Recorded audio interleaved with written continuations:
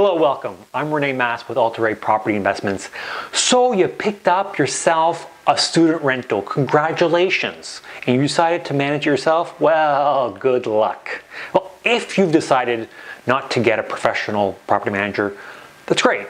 You'll learn a lot from it. But here are some tips that you may want to implement when you have your first student rental.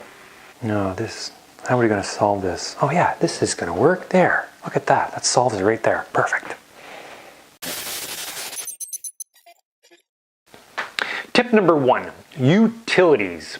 Now, if you're going to be renting to students, make sure they take care of the utility bills on their own.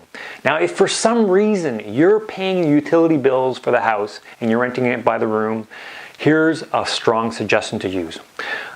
Get a box for the thermostat with a key at the bottom, okay? And that way you're gonna save yourself some time, headaches, and they're not gonna be racking up the heating bill. In this situation, there's no box because they're taking care of their own utilities.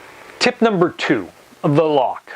The problem we often had with students is that they would lose their keys. Sure, you put the key deposit, but still it's a lot of time and hassle. So what did we do to implement to solve the situation? We have one key for all locks. Front door, the back door, and even the back door. But better yet, what you want to do is install one of those keypads. And all you do is push in the number. You can change the number when people move in or people move out. Even better yet, our maintenance guy, he's got a code to get in for each and every place. This will save you time and money. Tip number 3, we're in the bathroom here, and the reason is with student rentals, well, there's a lot more people having showers each and every day, 4 to 5 people. And the problem that caused is the ceiling paint would peel. We'd be painting the ceiling every year. So how did we solve this problem? We installed wainscoting on the ceiling and it looks amazing.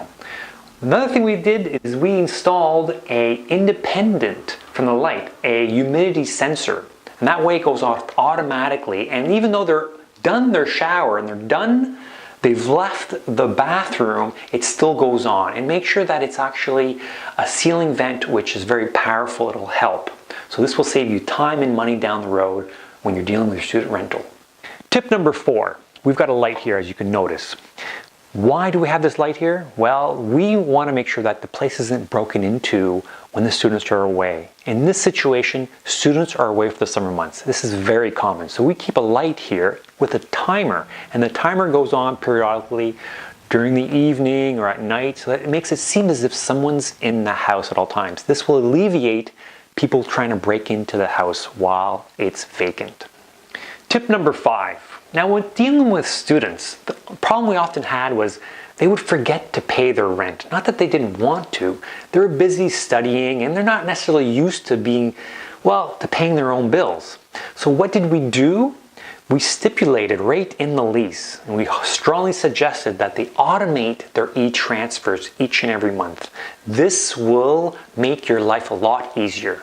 So those are the 5 tips when you manage your own student rental. Hopefully you found this valuable. If you have, click like, share with your friends, or leave comments below.